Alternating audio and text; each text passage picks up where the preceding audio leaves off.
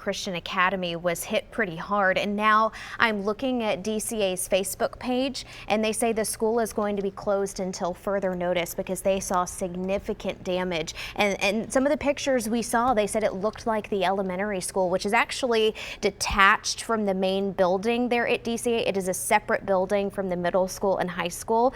They said it looked like it was damaged along with the portables that were there as well. So our thoughts are with all of the folks in Donelson. Of course, the Stanford Estates, which is right next to DCA, it is the neighborhood adjacent to that school, was also pretty hard hit. We do have Eric Hilt, who is live in Donelson right now.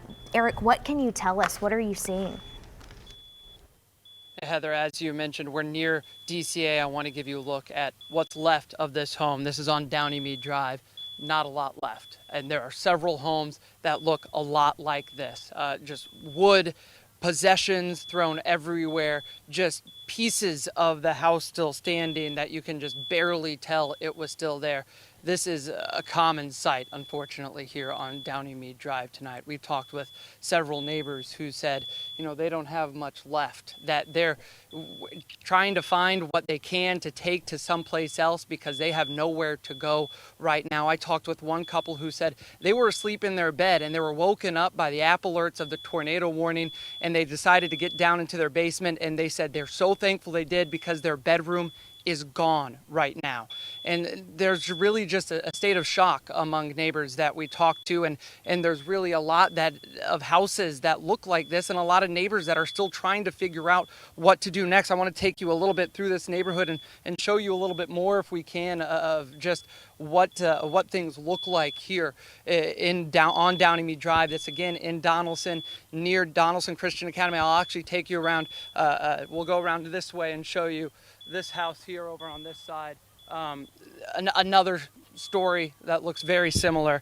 You know, it's one part of the house standing, most of it just absolutely leveled, possessions thrown everywhere. We've seen everything from children's toys to Christmas cards to things lying in the street as people are now starting to come around to try and pick things up as they move through for the night. But we're going to send it back to you as we continue to talk to folks and try and figure out, you know, what exactly happened here through this neighborhood this evening.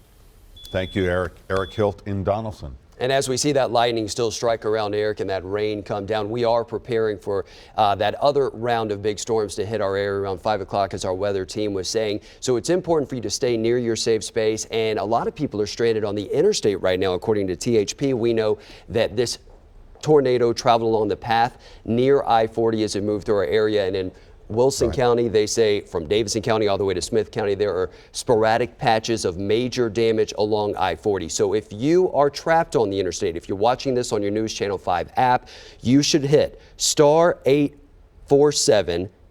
They will get to you as soon as they can. Call 911 if you are trapped in your home or if you are trapped in your car along the interstate. But they say star 847 is another way to get them if you need some help. They say limit your travel at this point. Right. Don't go out trying to look at damage and all that, because this is still a very fluid situation. And obviously we're going to have to, folks, we're going to have to be patient out there because, you know, the emergency responders are absolutely overloaded right now.